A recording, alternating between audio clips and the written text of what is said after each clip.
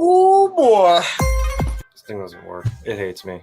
Fine, it hates me. It played though. It did, and then it didn't, and then it started and it stopped. It's all right. Apparently, whatever. We're already late because we're having technical difficulties, so we'll just start the show. Hi, everybody, and welcome to another edition of the Market Down Podcast. My name is Nick Cummings, joined this week by Chad Big Bad Johnson and returning James Asante, everybody. Woo, welcome back, yeah. James. Welcome back.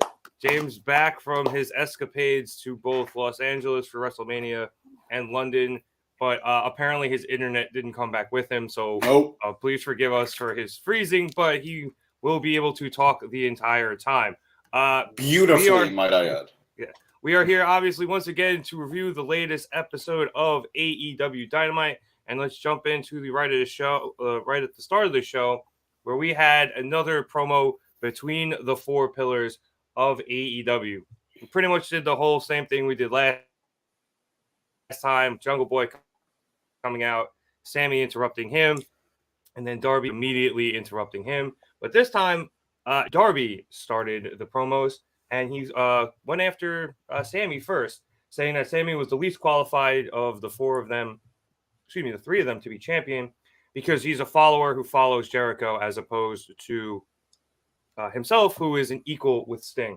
Darby then goes after Jungle Boy, saying he doesn't deserve to be champion because he's had the path of least resistance, as both he had been chosen from the California crew, as he called it. So I assume he's talking to like all the PWG guys and stuff. Let's see. Then Jungle Boy starts in and basically just calls Darby an antisocial prick who's only there because he failed as a skateboarder. And then he goes to Sammy and says that while he respects Sammy for being the most real out of all of them, because what you see is what you get, and being the one who puts his body on the line, Sammy's still a piece of shit. And let me tell you something right now. The guy had his finger on the censor button real quick in this one because there was a lot. Mm-hmm. Sammy responds to Jungle Boy that he's the most like MJF, as they were both handpicked by the company to be the Golden Children, and that Sammy relates to Darby the most because they've both busted their asses to get there, following similar paths through the company as well. Jungle Boy then tries to jump in real awkwardly and says that for the other two guys, it's all about them. But for him, like when he wins the title, he's going to win it for all the people who've supported him, and just, typical baby face bullshit. And then MJF finally comes out onto the stage after taking a shot at Britt Baker because they're in Pittsburgh. MJF announces the Pillars tournament, and the winner will be facing him at Double or Nothing. Max then pulls Darby's name out of a hat, and he gets the bye, and we end up with Jungle Boy and Sammy Guevara for the end of the show, which we will get to later. But for this promo, it was good. I mean, there was a lot of shots taken between everybody in it. I don't understand why we're doing a tournament instead of a round robin, but we can get to that in a sec. James, I'll come to you first since you're finally back. Danny's the glue to the pod. Danny is the glue to the pod. So James, welcome back. What did you think out of the promo from these three guys? I am so much more interested in seeing Britt Baker take the title off MJF now than any of the other three pillars. I was shocked at it. Like, Jungle Boy has been getting better and better, in my opinion. Like, a lot of the mistakes he's made over time have been, I think, he's been improving upon himself, but tonight felt like 5 steps back. Tonight felt like he was outclassed by everybody else on the mic. And you know what? It's okay. We all know it. Not every babyface needs to be excellent on the mic. They need to be serviceable. They need to have charisma. And man, he was neither. He was neither charismatic nor serviceable tonight. And woof. He did not look good. Darby was okay. He didn't do. He's usually the one I'm most worried about, but he held himself well. And I'm falling for Sammy again. Sammy is giving me reasons to care about him again, and it's nice. It's a real nice change of pace. Oh, God, am I doing bad? No, we can hear you fine. I was just, putting that in the chat just so everyone knows, because even I was lagging there for a second. So Okay. Everybody, I do apologize. There's something in the air tonight, it seems. Yeah, apparently the Wi-Fi in the Bronx ain't working too well. Seriously. But yeah, I'm enjoying this feud. I agree with you. I don't know why they made it a tournament this way. It seems a little silly. Especially because I still think Jungle Boy, who I guess we'll get into it later, I still think the loser of tonight's main event is still going to get inserted back into the match at some point. So it feels like they took a very convoluted path to get to where we're going to get for the main event, but that's fine, building a little drama. But MJF is going to MJF, same old shtick for me at this point. Nothing he's doing is really impressing me all that much anymore. And yeah, go Sammy. Something I didn't think I was going to say for a very long time. Yeah, before the end of the night and everything, Sammy, I thought, had been positioned more as a tweener out of all of these guys, and we kind of discussed that the last couple of weeks, where like Jungle Boy is the purest babyface, and then you have kind of like the other babyface in Darby Allin, and then obviously MJF is full blown heel, but Sammy had kind of found himself like right in the middle there for a little while, where he was like, he cuts babyface promos almost. He's like, I busted my ass to get here, and this and that and the other thing, and then he like cheats in his matches a lot of the times. So he's got that interesting dynamic between the two. And even when he's cutting a babyface promo, everyone's like, yeah, he's kind of right, and then he says something that everyone immediately boos him. So I thought he was going to be more in the tweener role. Obviously, I think that's changed a bit after tonight, but we'll see. Chad, would you think? Oh, go ahead, James. I don't even think that's true. I think he's just playing MJF. Oh, I 100% think that too, but I also think, at least for the next couple of weeks here, he's going to be more positioned as a heel aligned with MJF, even though we all kind of know that he's going to end up playing him, and then I think he moves probably back into that tweener role a bit. But Chad, would you think of these three guys tonight? As far for me, when I looked at it from every standpoint, I was like, I wanted it to be a fatal four-way, which I still think we are going to get later on. But I took the promos as a match to see who would win out of the three. And it was Sammy, like, clearly. The rest of them, I mean, Darby held his own enough. Jungle Boy has, like, this really weird situation where he does not know how to hold the microphone, and it really disturbs me. I can't understand, like, because when he holds it close, he's either not loud enough, and then when he holds it far away, he's too loud, and it's just a weird audio dynamic. Like, I hate it. I hate seeing him on the microphone because I never know what I'm going to get. I'm with James. He took a few steps back tonight. I was like, damn, this is like kind of horrible. And it was to the point where I thought Darby was going to bomb, and it was just Jungle Boy so much that Darby looked good. But with that being said, I guess I enjoyed the banter for what it was. I do hate that this is now a tournament, unless it's going to be something cool and entertaining later on. Hopefully, we still, get the fatal four-way. But other than that, it was just, it was all right. It coasted. It was a cool start. Yeah, I'm pretty convinced, as people on Twitter are obviously saying, that we're still going to get this four-way.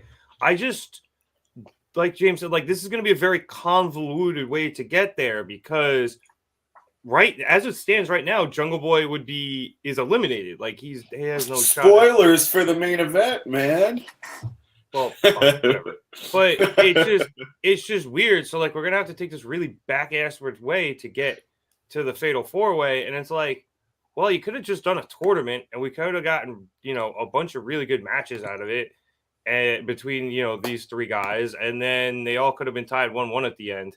Yeah, exactly. It's a 2-match tournament with 3 guys, and one of them got a bye because MJF pulled it out of a hat. The concept of it is dumb, especially when you have a way better option on a different side, and then them just finding a way to back their way out of it, assuming we're getting the 4-way at the pay-per-view, is also just dumb when there's one obviously just staring you right in the face. So if they would have at least maybe threw us a bone and given us a triple threat match that ended in a no contest in some weird kind of way, or just no falls or whatever, then that would have been better than this tournament setup. That's actually, I'd agree with Chad. That's what I thought we were going to get tonight. I thought we were going to get a no contest leading to a triple threat next week, right, leading to another no contest, leading to a fatal 4-way. And that made too much sense, It obviously did. I think that AEW doesn't like doing no contests in general. I don't like watching convoluted storytelling. Me so neither. We're kind of at an impasse right now. Well, like I said, I think the logical answer would have been a fucking round robin. I agree. No, I agree. Yeah. And I will say this. I understand MJF's logic as a character to do this, to send these guys through the ringer a little bit. But even then, like you said, a round robin would have tired them out even more. I'm just tired of tournaments.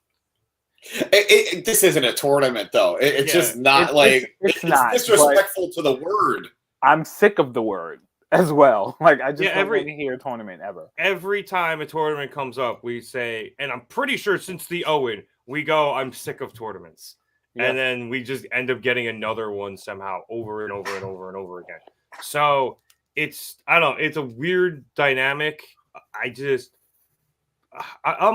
annoyed. And I saw somebody on Reddit too bring up the fact that in Ring of Honor, apparently the round robins were a big deal. So it's kind of surprising that Tony didn't bring it back, considering A, he owns it, and B, he's such a big fan. So I don't understand what the direction here is, but I know somebody who might know what the direction here is, or at least have an opinion on it. Hey, Danny.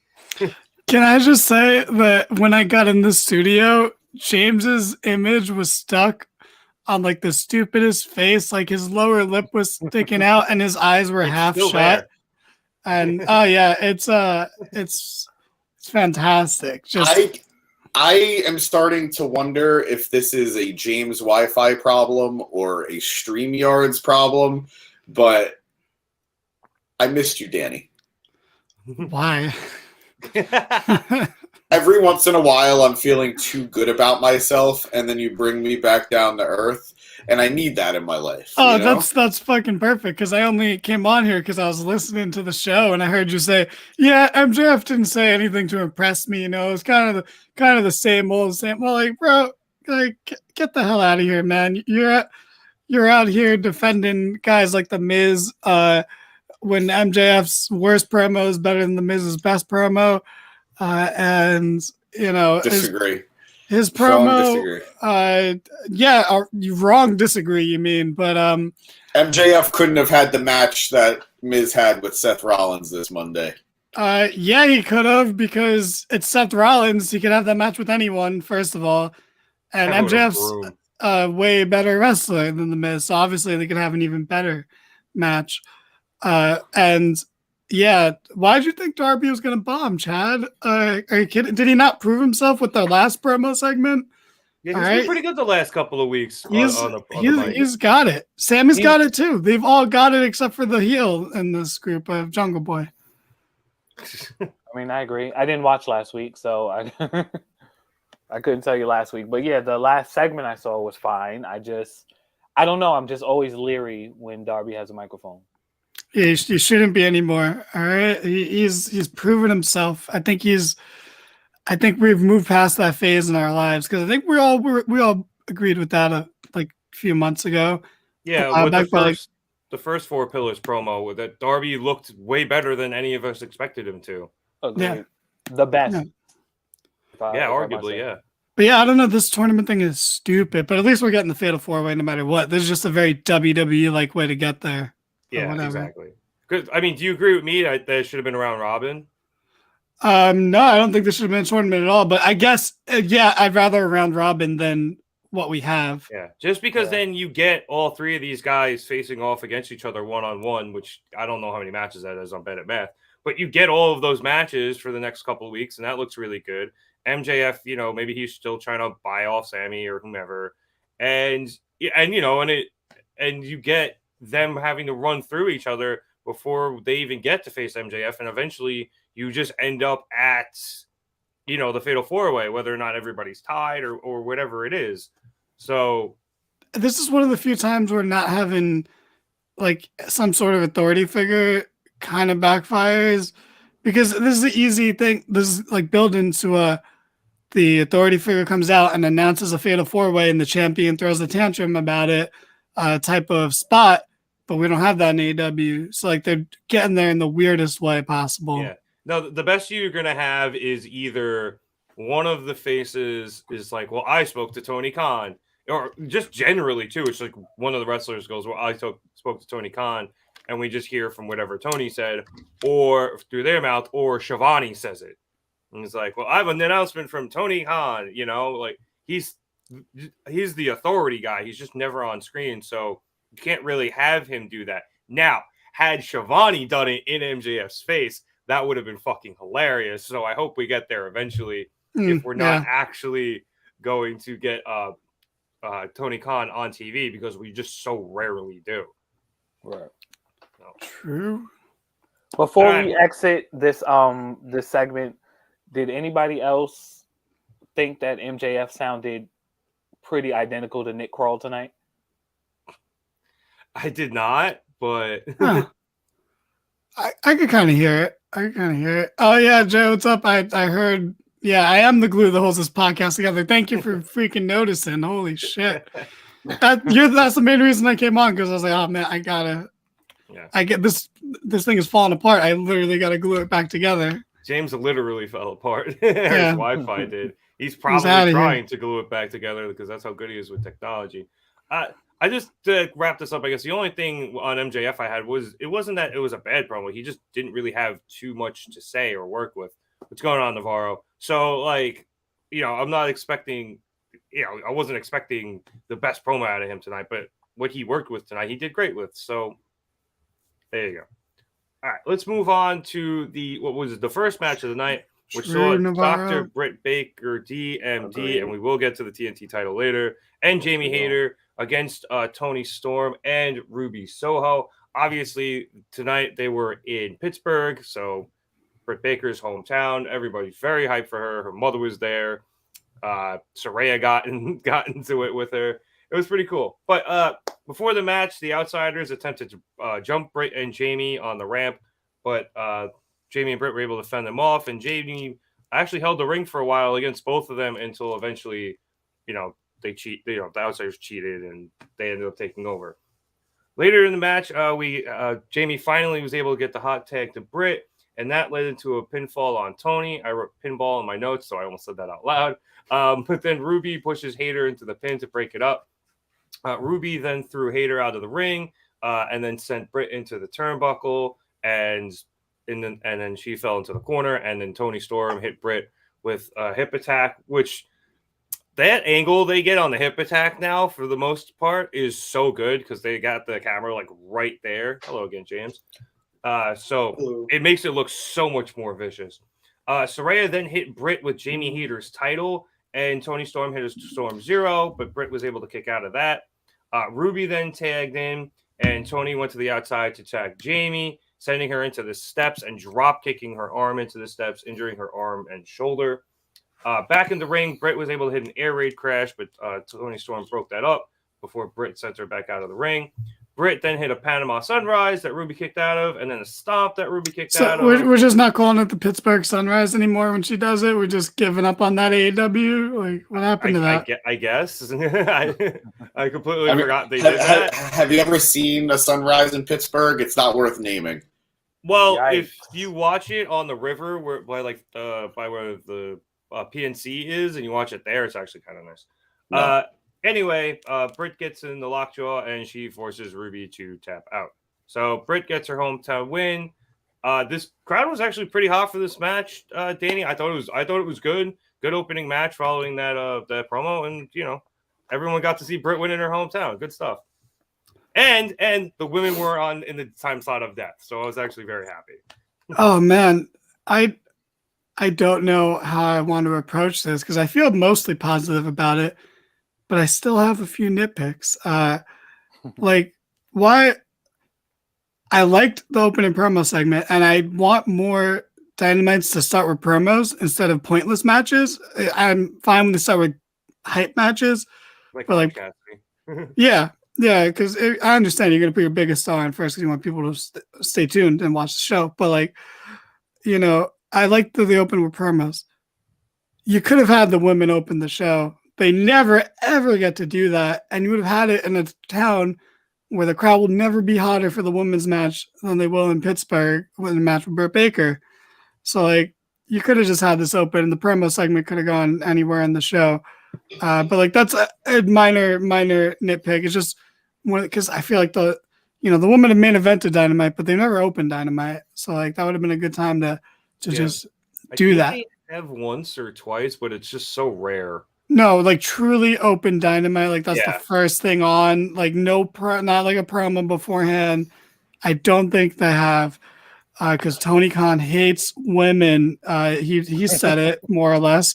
At minimum, he hates booking them. Yeah, if he had his way, there would be no women's division. There'd just be a cruiserweight division, a mid card division, and a heavyweight division where everyone looks the same. But this match was a lot of fun. I liked the crowd being so hyped for it. I liked Tony's hip attack to Jamie while she was sitting on the ring apron. That looked like it was going to break her neck because it's a bump you're not seeing coming. So that always is vicious, whether it actually is or not. So that was really, really fun. I like how they really built to the hot tag for Britt. Jamie was taking the heat for a long, long time before finally getting that hot tag to let the crowd explode. And then I realized, like, her whole, like, so much of her moveset is just Seth Rollins' moveset. Yeah. At first I thought it was just the stomp, the obvious one, but no, she does, like, the STO in the corner thing, and she does a sling blade. I'm like, I mean, I get it. He has a lot of offense that would help with your theme here, but dude, not the time for that nitpicky tweet where it's like, it's our hometown. Like this is genuinely why I hate when Producer Boy is in charge of the Twitter stuff, because he's posted. It's like, this isn't our opinion. I don't want to have to argue against what's on our own screen. I mean, you don't always have to. You could just ignore it, but like, I don't mind. I don't mind throwing it out there. Well, you just ignore it because it's Producer Boy, not because of what's up there. But no, I read them. I just ignore them. yeah. I'm saying that it's because it's Producer Boy. Put it up. But the match was really fun. I like that AEW has the babyfaces win in their hometown. I think this might have been the time to go for the heat. I think that would have progressed the story a little better. It came later. Yeah, which what came later, it kind of made this match pointless to me. Like, why did we have this in the first place then?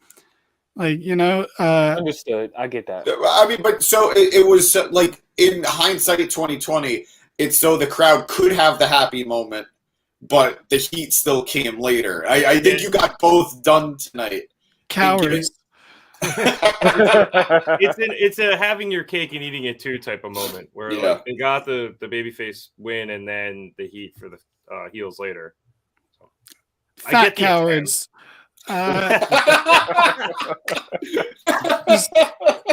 Just do it. Like, the outsiders needed the win way more.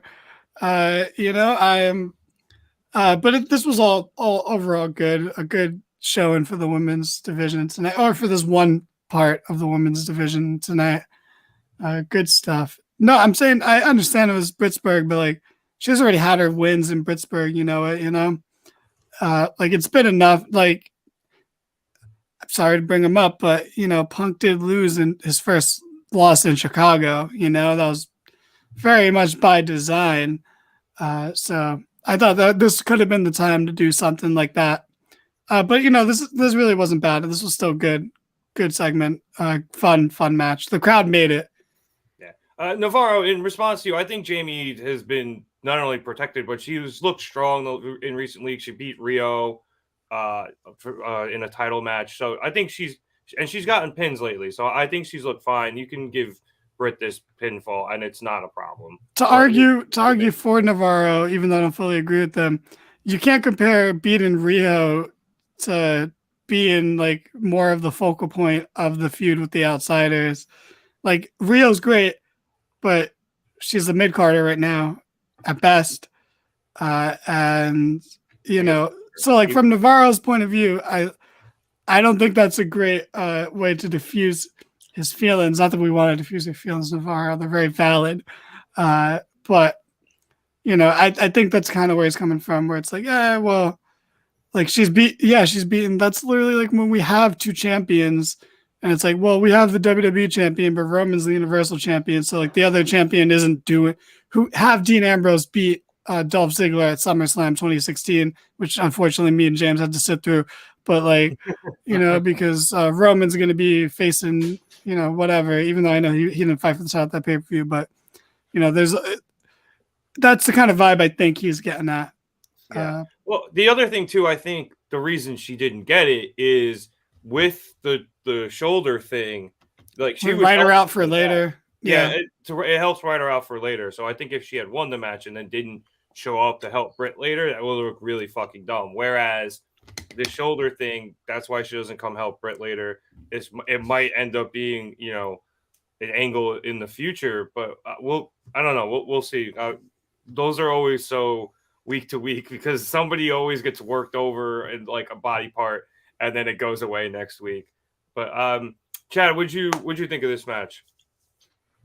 I absolutely love the match. I don't have all the information that you guys have. I haven't been following this particular storyline in a while, but I loved it. I think Toni Storm, who I'm not the biggest fan of, looked amazing.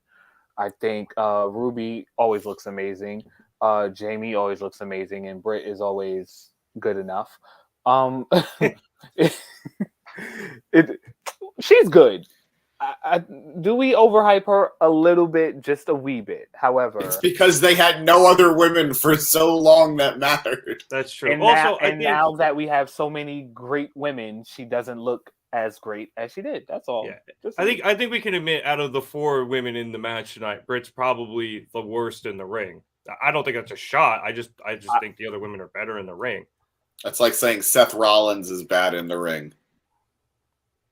Well, why? Because they're the same moveset. It's the same moveset. Well, it's not a shot. I just think the other 3 are better in ring. Britt's better than all of them on the mic. So, hey, it's just when you're right, you're right. I agree with Rev. I don't know if she's still fighting hurt, but she did have that back issue for a while. So, she's out there working through that still. If unless that's just for the fucking TV show. I was about to say insert the trailer with them needling her back. Yeah. But like that's been Britt Baker's willing to work hurt. What about Thunder Rosa? Coward. Did I tell you guys I saw her at WrestleCon and like she was walking to her she was walking to her hotel while I was walking to the con, and it was a very awkward moment watching her in full face paint just walking in the street and then just doing her best to ignore me as I said, "Hey, I'm a big fan." It was really awkward. Come on. Wow. Are you kidding me? She just big leagued you and ignored you? Yep.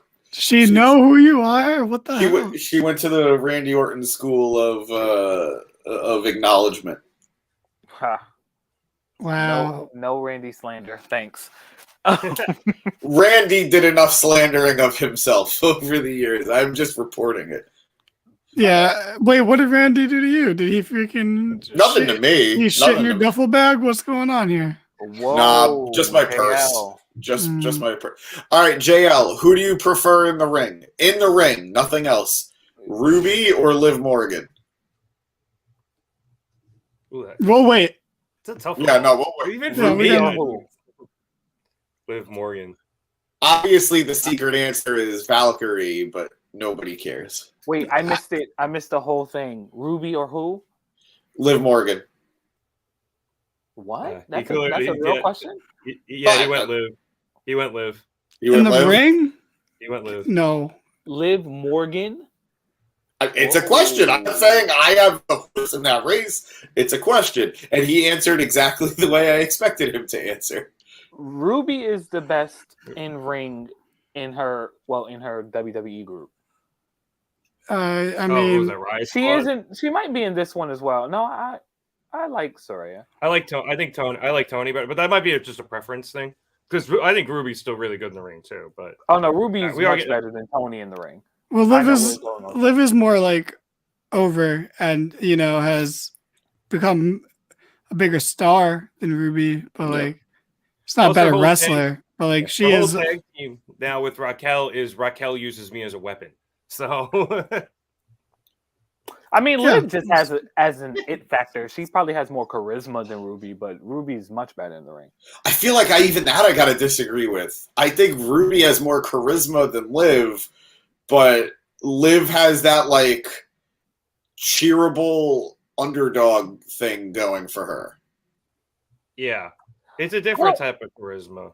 I Like, don't you know can- because I haven't been able to see. Sorry to cut you off, Rev. I haven't been No, able to yeah. see Ruby shine as much as like the diehard fans. Like even when she was like the lead of Riot Squad, I don't think anybody counts that as like a good tenure.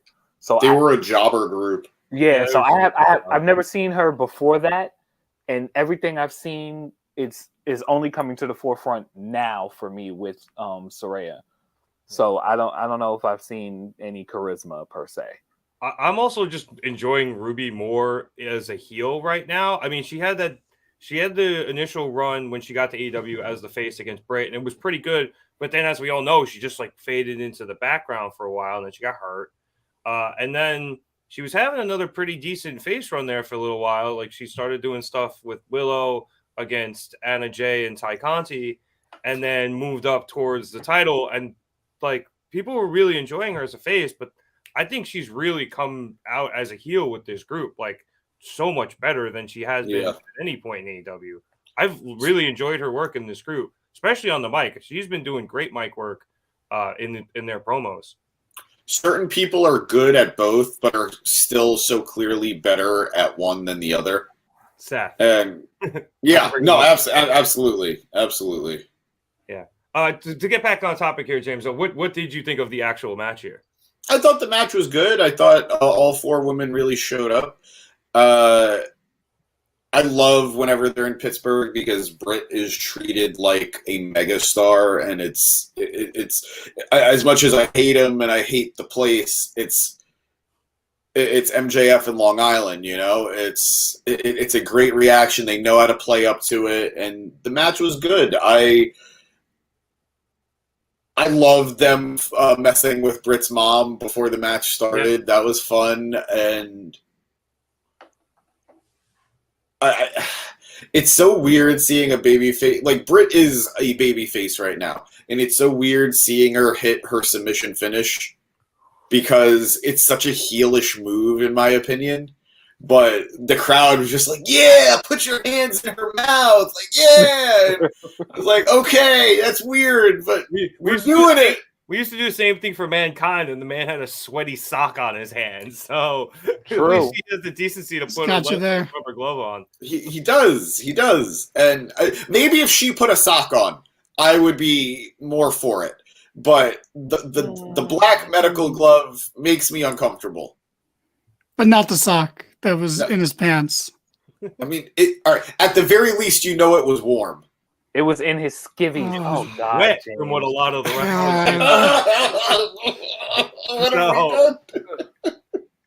Y'all brought him into it. Oh, he left. Danny left. I think Danny wants to go throw up really quick. But yeah, I just gotta say, I've gotten a lot done for this pod. That might be my single greatest achievement as a member of this podcast. That's a really funny tweet that Producer Boy put on. This is Tony versus Hater, man. I mean, I don't fully agree with that, but it's funny. Like, that's a funny tweet. Oh, by the way, you have a real fan in JL, by the way, Danny. Yeah, I know, that's why I'm here. Is because I saw that comment by JL. You chased the star of the show out. I mean, that was gross. Sorry. No, I mean, go read interviews about the Zoc. They all did. All right, I think we've exhausted everything we can say about this. Let's move on. We had a quick backstage interview with Wardlow where he announced that he would be running with Arn Anderson tonight since he once had a horseman help him out in Tully. Now he's going to start running with Arn. I don't know if that's a permanent thing or just for tonight, but okay. So like this, I just real quick note on this. Was this not a missed opportunity? I thought the whole reason Arn was there was to lecture Wardlow about how if he had a gun that his car wouldn't have got robbed. I thought that's what this was, but it wasn't. So. Yep. Yep. No, go ahead. Oh, but it's nice to see Arn back on TV. After that, we had the promo from the Elite. Now, this wasn't much of a promo. It was mostly just Kenny saying that he literally said, I don't have much to say, and explained why he was pissed off, and then called the BCC out to settle things like men. Instead of that, Bryan Danielson appeared on the screen, calling them amateurs for wasting interview time and distracting them from the rest of the BCC from coming up behind them and trying to jump them. The Elite actually held their own for a while. This was pretty back and forth. Nick and Matt were doing really well. Kenny and Moxley were, trading shots for a while. But eventually, Yuta was able to turn the tables by hitting Matt's bad bicep with his title. And eventually, that led to the Elite's downfall and allowing the BCC to take control. Kenny gets singled out as Matt and Nick are thrown out of the ring, and Bryan starts coming down to the ring from the back. And he's briefly interrupted by Don Callis with a chair. And then Don sees the carnage that's happening and then drops the chair and runs to the back. Bryan then grabs the screwdriver to take Kenny out the way he did to Hangman a couple weeks ago, saying that the house needs to be fixed once again. But Don comes running out with Takeshita, the man he's been trying to recruit on Twitter in like the funniest yet like almost low-key creepiest way possible. Takeshita is like, what the fuck? And then realizes what the hell is going on. He runs in. He helps clear out the BCC with Kenny and then and send them running. And then afterward, Don raises Kenny and Takeshita's hands. Once again, much to the confusion of Kenny because he has no idea what the fuck Don's doing. Yes, go ahead, James. I was going to throw to you anyway. I got to say that V-trigger into the Blue Thunder Bomb. That was sick. It made my boy parts tingly, and I really appreciated it. Tingly enough to keep a sock warm? And moist. We're bringing it back. If we were monetized, we would absolutely get demonetized for this episode. For sure. We're not monetized. Producer Boy, can you go back to that tweet that you had about the BCC and Takeshita and Kota Ibushi? I think that's long gone. Okay, so but this is a similar one. I do agree. I do think that this is a ploy. I think Takeshita and Don are going to screw Kenny over. And other than it feeling like vaguely racist, like he's sort of the placeholder for Ibushi, I'm all for it because it's been paid off so beautifully because he's had this great connection with Bryan and Don has been scouting him this entire time too. So it is a nice way to see these stories intertwine a little bit in a way that makes sense. But I want Hangman, man. I want him right now. I just want them to hug it out. I want them to, if they got to, kiss out a little bit too. That's fine. Whatever makes everybody happy. And Ibushi has basically already all but confirmed that he's coming to AEW. Like he and Kenny are talking about wrestling. He said he's looking forward to talking to Tony Khan. It's a matter of when, not if. So we have on our hands here, like a 5v5? Do you think we're going to get blood and guts, or do you think we're going to get anarchy in the arena? Could even be a stadium stampede type of deal, depending on the health of them. Try to protect them, depending on how much of a shoot those injuries are, which I think Matt's is legit. Matt's is legit. Matt's is legit, but he's healing faster than expected. Yeah, which is why I think they didn't want to do the surgery. That's what he keeps giving the update on with in BTE. Yeah. So yeah, if Takeshita does join the BCC, I think it's Ibushi, Hangman, and the Elite. So that's like Golden Elite Plus at that point. You got the Hung Bucks in there. You got the Golden Lovers. You got the Elite. You got the Golden Elite. There's a whole lot going on, and I love it. These men are obvious branding geniuses. They have 18 fucking names. Danny, I'll go to you next. What's your read on this whole situation? Also, very nice sweatshirt, by the way. I really like that. Oh, thank you. Yeah.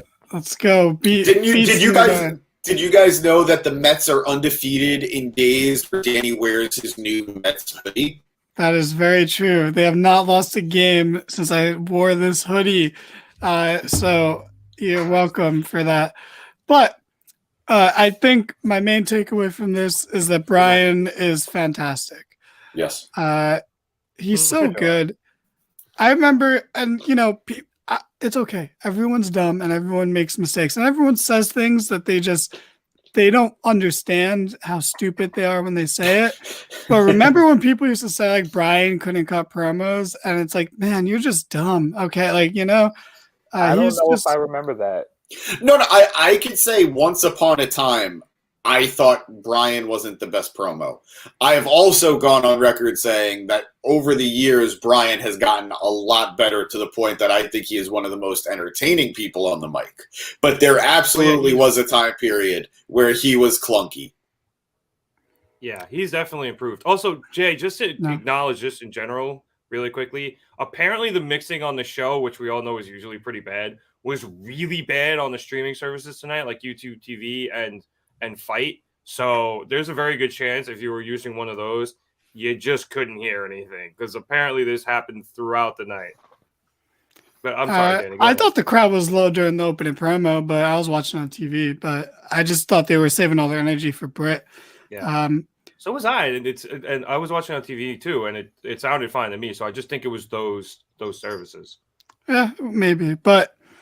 Brian's great. He got great promos. I like this calling people amateurs. I like, it's comments only amateurs wouldn't look behind them. Brian is so right. I like how he's really just barely getting involved. He's not really getting physical that much. It's all of a sudden went from being like an equal partnership between Brian and Mox, where, even though it was an equal partnership, Brian was always losing to Mox and shit. But like now Brian's just full-fledged, like I am now the leader of this group, like unequivocally, undisputedly the leader of this faction, and we're doing what I say, and this is the direction we're going in. Dark, twisted, sick as fuck. This was good. All of my opinions will never truly be formed about this until the result of whatever matches ensue. That's fair. I actually do agree with you. Like quality-wise, the match would be great, but like, I'm so sick of me and James saying this, but like Brian needs to win some big matches. So I have my reservations until then, but this was a fun enough segment. I think Brian wins a one-on-one match with Kenny, but I think the Elite or whatever they're going to be beats the BCC.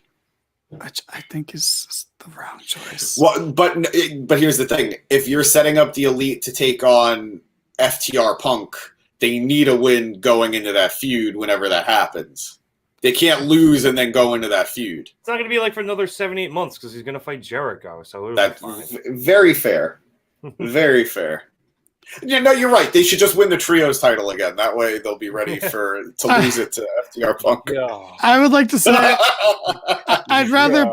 rather Punk not come back than go into a feud with Jericho and have to put over Jericho. Yeah. He's not going to put over Jericho. He's not going to put over Jericho. He'll do the long ass feud, and I don't want that feud, but he's not going to put over Jericho. We've seen the feud twice. That's true. And it was good in WWE, but I don't want to see it now. And I don't want to see it in AEW. I absolutely don't want to see it now. Like, no way. Remember when? Oh, go ahead. I was just gonna say, I'm curious to know what it would look like, but that doesn't mean I necessarily need it. We were this close to having a feud where you just had two guys who were fighting over who is the best in the world. And instead, we got your dad's an alcoholic, so you're going to be an alcoholic. Yep. It was whoa! I don't want to. I will go to bat for that feud, but I think the best way I can is that, my grandmother, who was still alive at that time, maybe, she is old, but she was watching. I was watching her in the living room. Back then, and she was, sleeping on the couch in the living room. She was old, and we're watching it. And when Jericho did that, my grandmother started cracking up so much.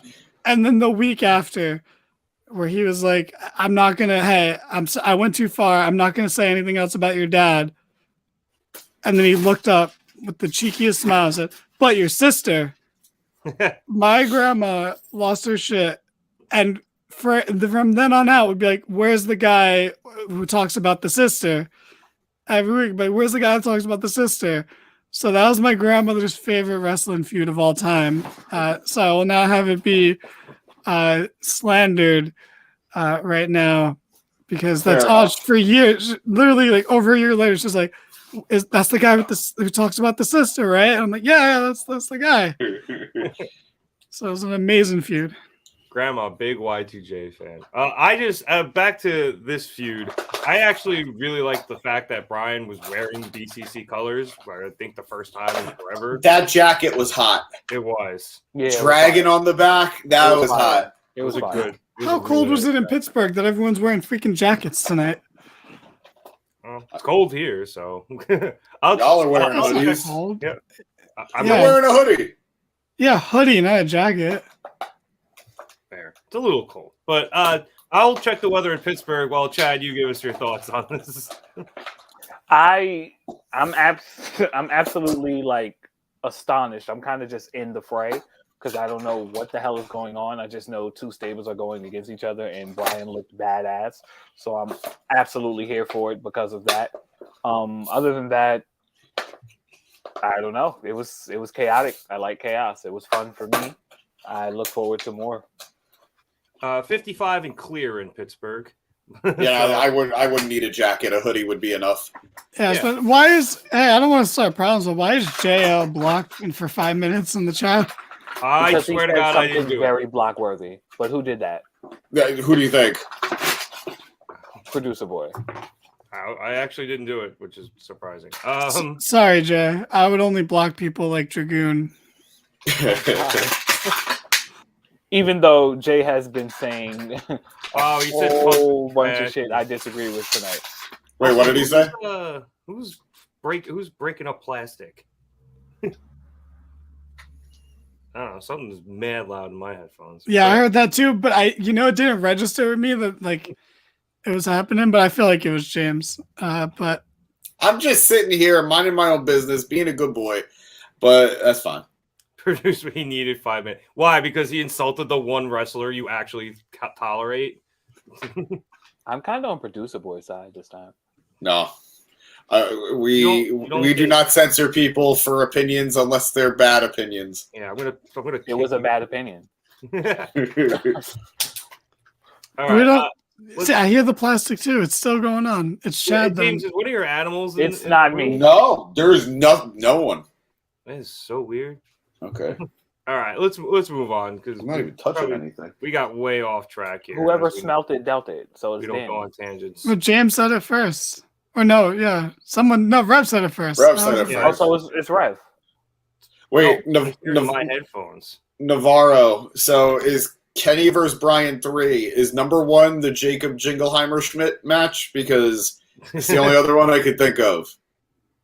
Yeah, I guess it's that one, and then the one here, and then is his name my name too? I'll also say I want to agree with its comment. I've been saying Bryan should have the TNT title for like 6 months now. If he doesn't want the main title, put a mid-card title on him and just have him do weekly matchups for that title. It's exactly what he wants. If anything, does he even want a title though?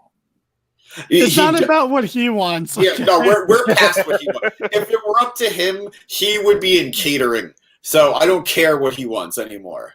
if it was up to him, yeah, he'd go out there and like all the guys he faced to get to MJF, like he would have lost to all those guys. Like that's what he wants to do. He doesn't care about the wins or losses at this point. He just cares about going out there, wrestling awesome people and having fun. But at a certain point, you're fucking Bryan Danielson. You need to win some fucking matches and maybe a title or two.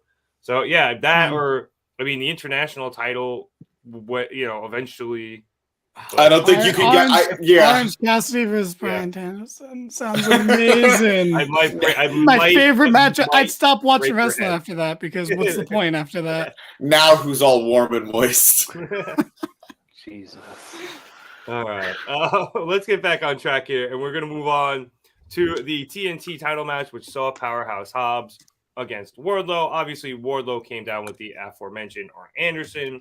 Powerhouse Hobbs came down with QT Marshall, and I don't know her name. Does anyone know the? Yes, the it's Harley something. She should just be Harley until I learn otherwise. Because I need to mention her right about now. Because towards the end of the match, after Wardlow got Hobbs down, she jumped up onto the apron to distract the referee, and then Arn went up there to yell at her. That allowed QT to sneak around the other side of the ring and hit Diamond Cutter onto Wardlow, and then Hobbs hit a power slam, but Wardlow was able to kick out. QT then became completely irate and jumped in the ring, started screaming at the ref that it was a 3 count, and then Arn Anderson jumped in the ring. Jumped. He slowly worked his way into the ring and got in a stare down with QT. Obviously, from a while back, QT had punched Arn in the face when he turned on Cody Rhodes. So a lot of old bad blood there.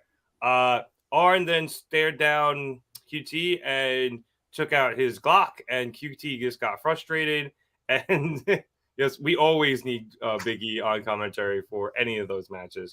Or anything, literally. Yeah, or anything in general, but especially big meaty men slapping me matches. I can hear that gif.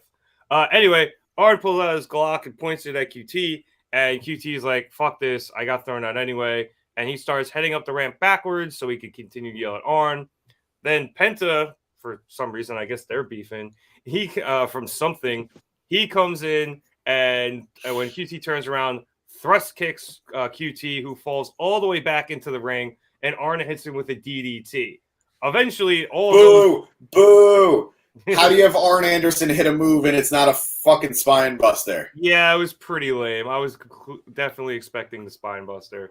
Good DDT, though, for all things considered. I could hit a DDT. I know, but, I mean, the dude's almost 70, so. I got the knees of a 70-year-old. Anyway, keep going. So Hobbs just, stumbled into a power bomb, and then, Wardlow did the whole symphony thing, hit 2 more, pinned him after the 3rd, and won his 3rd TNT championship, because we just love shotgunning this belt all over the place. And then after the bell, Christian Cage and Luchasaurus came out onto the stage to challenge Wardlow. So this feels to me like another one of those instances where they just took the belt off of somebody. I don't even know. It wasn't even like the acclaimed to FDR thing with the what's their names in the middle, the ass boys in the middle. It's just shotgunning the belt all over the place. It's completely devaluing this title, Danny. And the only good thing I thought to come out of this match, even though I do like both, I like Wardlow, but the only good thing to come out of this match was motherfucking Luchasaurus getting a shot at this title. hopefully he wins. Yeah, let's shotgun it one more time. Put it on Yep. Luchasaurus, and then everything will have been worth it. The superior member of the tag team will have won a title, and the inferior one will never win a singles title, and everything will be right with the world. I didn't watch the match, though, so pass. Fair enough. Let's go to somebody who did. James, did you? I did. I did. I reacted the same way Big E would. I loved it. Well, yeah, of course you watched this match. Duh. I watched the entire show, but I know, but specifically this match. I thought this match was significantly better than their first match. I loved the physicality this time around. They both were really hitting their stuff. I like them brawling on the outside. I do think this is an instance that they might not have the best chemistry, but I think they learned from their previous match enough that they were able to put on something better here. I was going to shit a brick if Wardlow lost after getting distracted by Harley. That would have been awful. That would have been such an Attitude Era finish to a match, and not in a good way. But yeah, I'm glad it would have been a dumb ending. I'm glad they didn't go that route. I feel terrible for Hobbs. I think Hobbs has all the potential to be an incredible champion, and an incredible, at this point, I'd say mid-card heel act, but they're just not giving him any opportunity to. They don't want to. And I love Lucha as much as, well, almost as much as the next guy, because Danny definitely has me beat.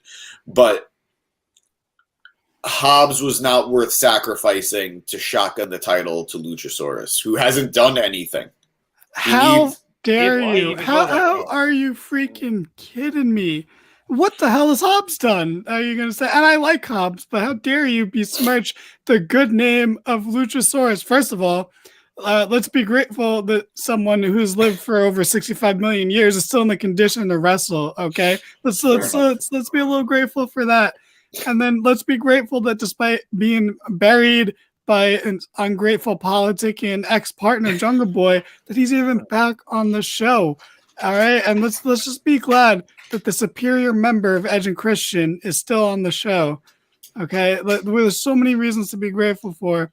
And I'm sorry it's coming at Hobbs' expense, but how dare you besmirch the good name of Luchasaurus? But anyway. It's not a knock on Lucha. I like Luchasaurus. I really do. Again, not as much as you, clearly. You should love him, though. I was a Marco guy, all right? I was a Marco stunt guy. That shit has failed years ago. Who were you rooting for when you watched Jurassic Park? Like, were you rooting for the dinosaurs, or were you rooting for fucking Newman? Like, I was rooting for fucking Jeff Goldblum, like everyone else. Like, come on. I was rooting for the dinosaurs. Yeah, what the hell's wrong with you? What awful! These people are playing God here, and then they're gonna be upset when these creatures do what they were in their fucking DNA to do. Are you kidding me? Miro should hold on, just really quick. Miro should just come back. Period. Yeah, you could have stopped the sentence there, but let me stop it there. I think both men, Hobbs and the dinosaur, have a lot of potential. I just think Hobbs was finding his footing. Like, I think the QTV stuff has actually been way more entertaining than it has any right to be. I loved the Book of Hobbs stuff before that went nowhere. And I think the guy has managed to get over time and time again, no matter what they give him. Initially, it's nothing. Like, they gave him that spot where he was helping out Moxley, and people wanted him. Like, people were into him. Then FTR happened. Not FTR, I'm sorry. Team Taz happened. And again, people were really liking him in Team Taz. He wasn't Ricky Starks, but he was getting over. And then he goes his own way, and people were still into him. The Book of Hobbs stuff was good, and now this is good. And it's just every time he's getting momentum, they just kneecap him. So I was just sad to see that happen again here. But I am looking forward to the Luchasaurus Wardlow match. I don't know who walks out of that as champion. I know we're all kind of just, okay, they're going to shotgun the title onto Lucha. I don't know that that's what's going to happen. Well, if there's a god, then Luchasaurus will win the title. Absolutely, Luchasaurus. Well, then again, if there was a god, he already fucking made them extinct once. So, but I don't actually think for sure, but this is what I want to I'm manifesting it into reality because it's what we need. That's a good.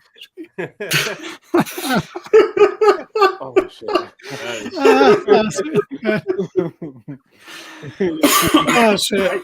I think for me personally, I just don't understand any of Tony's logic when it comes to booking this TNT title because, all right, fine, Wardlow wins. Wardlow loses it in the triple threat to Hobbs.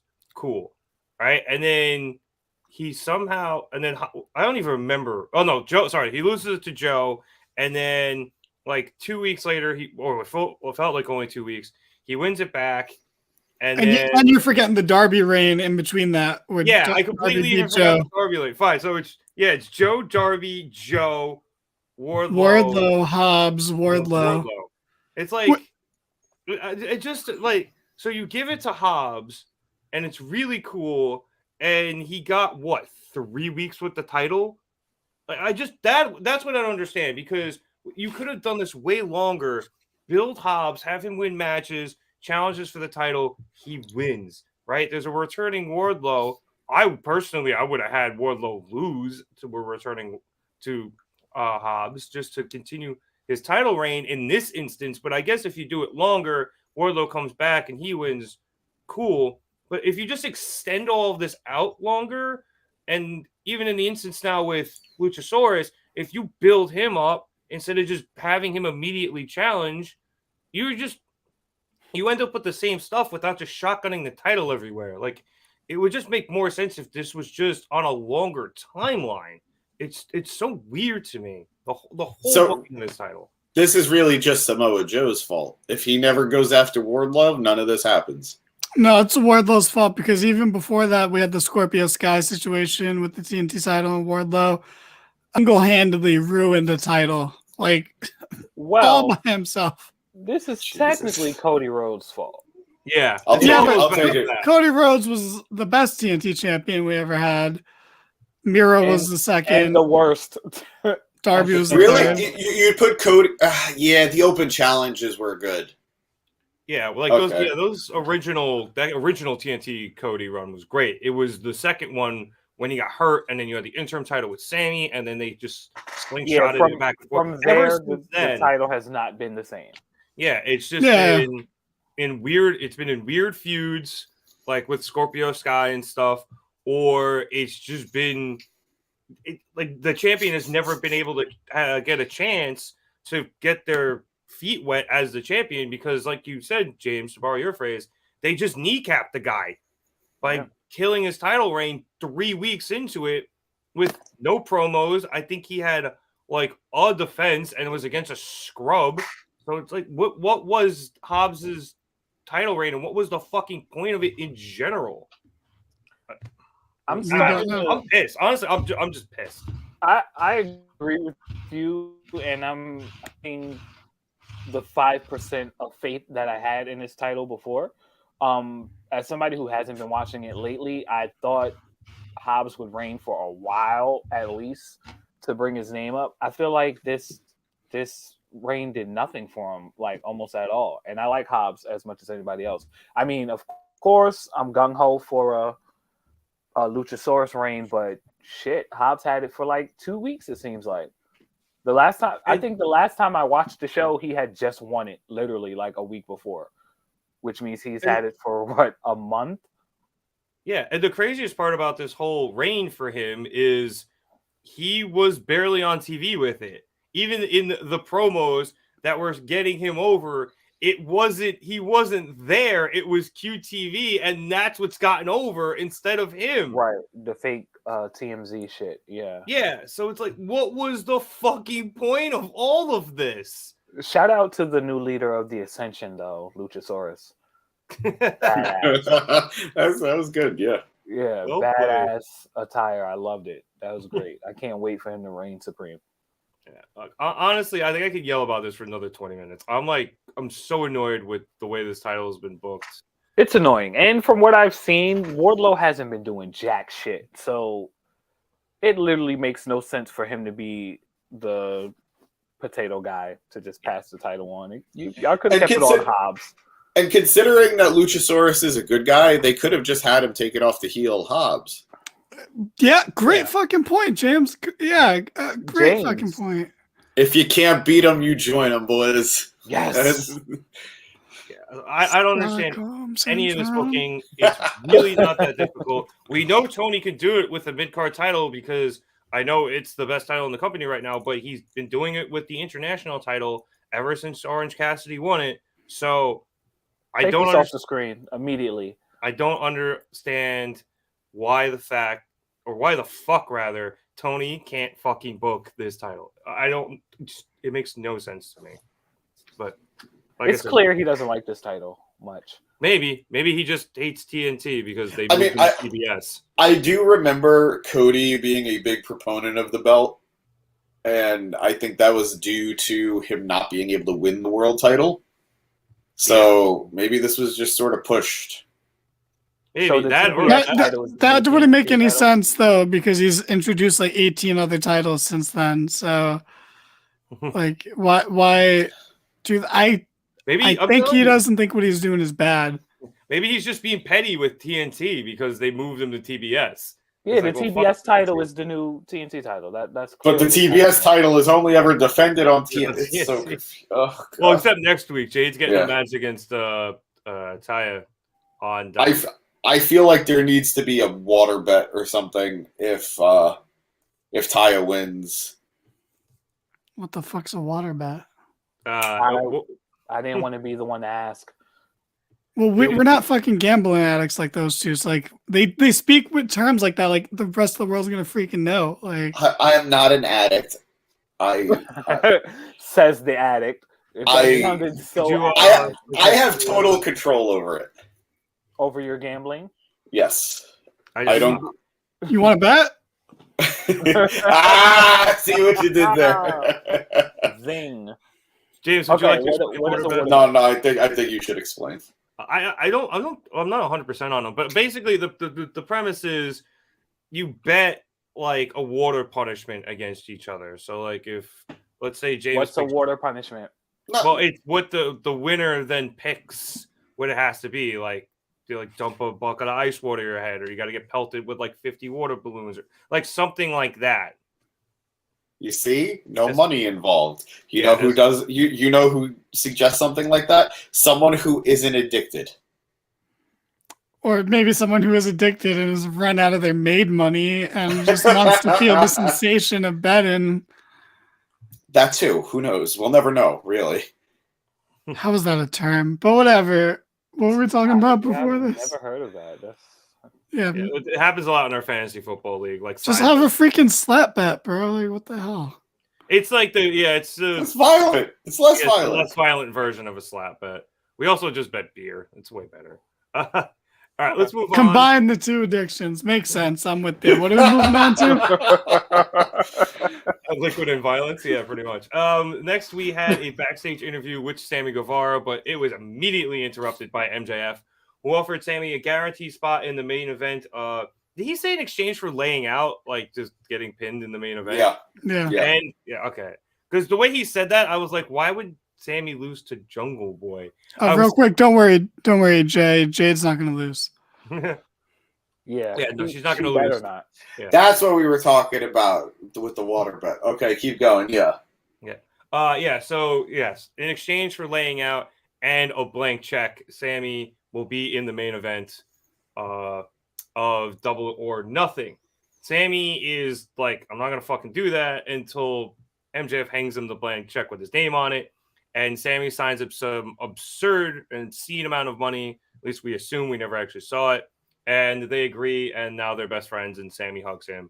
But Sammy, as we mentioned earlier, is just clearly fucking playing MJF. Next up, we came to Jay White and Commander. This was cool. I just like Commander's really cool to watch. And would you meet him over WrestleMania weekend, James? Commander is now officially All Elite. Good for him. I'm very happy. But like this wasn't the best match. I'm not gonna lie. I kind of started cooking during this match. But this towards the end of this match, Commander hit the rope running tope to the outside, which is just unbelievable. The fact that he could do that. Then he hit the rope running shooting star press. But Jay White was able to kick out of that because Commander couldn't pin him quickly enough. And then Jay White was able to kick out of a standing Phoenix Splash because Commander's just fucking unbelievable. Commander then went for a submission, but Jay White countered with a cutthroat suplex. And then he hit a Blade Runner for the win. After the match, Juice Robinson and White, Juice Robinson was on the side with White. They get into it with Sean Spears, who was watching at ringside. And then Ricky Starks came in and hit a spear for the save. And Bullet Club Glow just ran away. So, Chad, not a bad match, not the best one. It was, oddly enough, it was almost the borderline the cool down, but even though it was at the top of the outing, but good first match, for Jay White in AEW. And like I said, it's always cool watching Commander. He just does some unbelievable flippy shit. Don't crucify me, guys. I think I'm gonna. I agree with you, Chad. Don't He's worry. already passed. You should be fine. This wasn't it.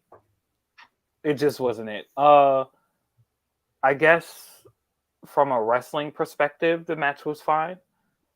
But to me, I don't know. I didn't get anything. There was no appeal. It was, I don't know. Like, I guess I'm not as excited that Jay White has debuted. I don't know. It looked, I feel like maybe it should have either been a squash match or it should have been a building storyline or something. Because to me, it didn't hit. Sorry, guys. I don't know who this Commander guy is. He did a few cool moves. You guys say he's amazing. I'll trust your judgment.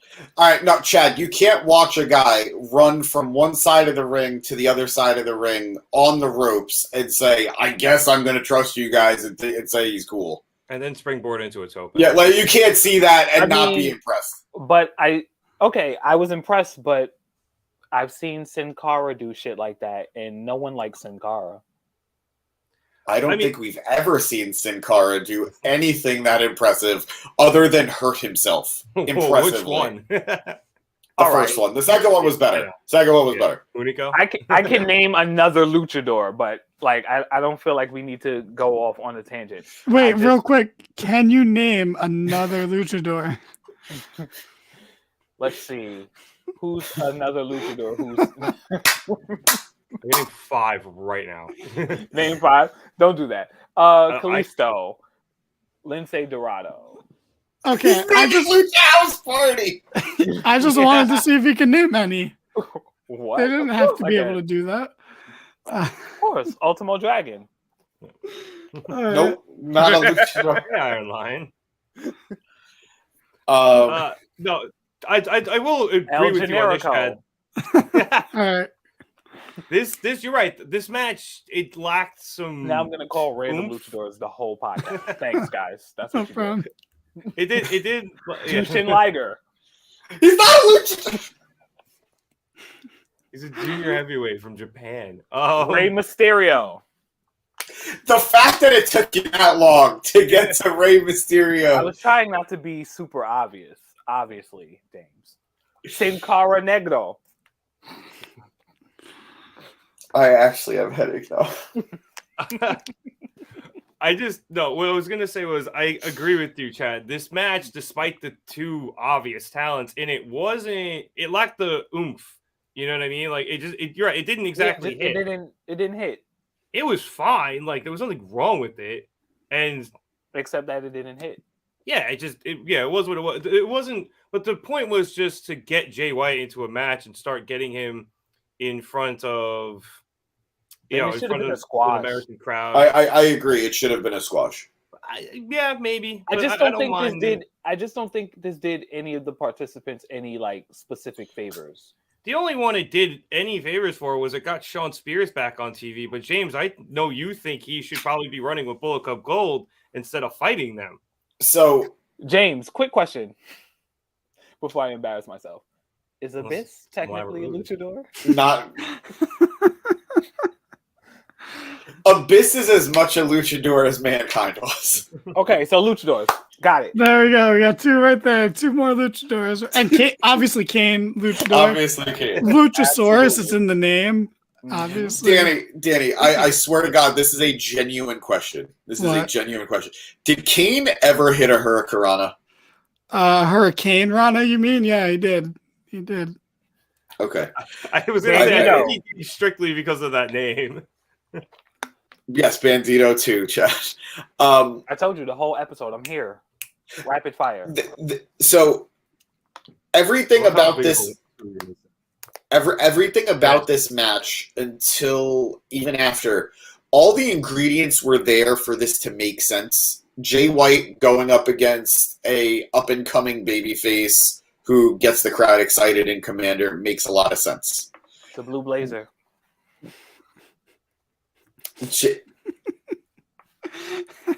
Jay getting a win makes total sense. Oh, are we getting a Hurricanrana? Oh God, I shouldn't care about this as much as I do. Albert? He's not in a can. You want him in a can?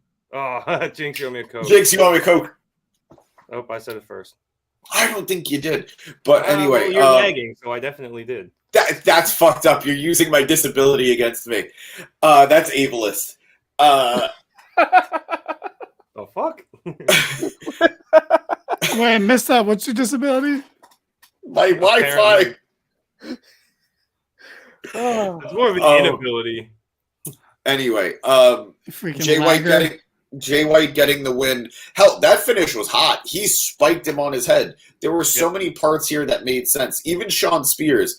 But for those of you who are unfamiliar with Bullet Club, because I know they haven't really been important in a long time, Bullet Club were originally a group of dickhead heels. That's what they were. They were just douchebags that did not belong in Japan, you know?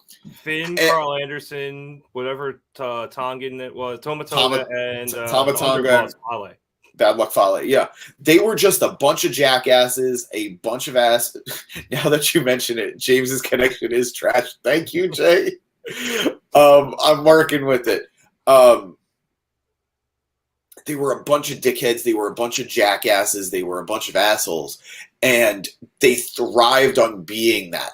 They were like your local bar, like college bar of just douchebags who were having fun at everybody else's expense. And under AJ Styles, it changed a little bit. Under Kenny, it got more comedic again. Under Jay White, it became very paranoid. And now that they're under Dave Finlay, it's probably going to go back to that dickhead aura. And I feel like that's what we're getting here with Bullet Club Gold, too, because you have Juice Robinson, who is just on crack. And I saw... crack? What? He's rock hard. That is what's on his shirt. Rock hard. Hey, yo. Yeah. So when I saw Sean Spears, I was like, holy crap, him joining the group makes a lot of sense. Like, they are going to need a job guy. They're going to need a guy who can take the pins. He's good on the mic, which is essential for Bullet Club. And he plays the dickhead very well. So to see him tangling with them very much confused me. But Jay White is also one of the biggest master manipulators, and I kind of still want to believe that they're just playing Ricky Starks right now, and Sean is actually going to be a part of Bullet Club Gold. Yeah, I thought it was a redirect.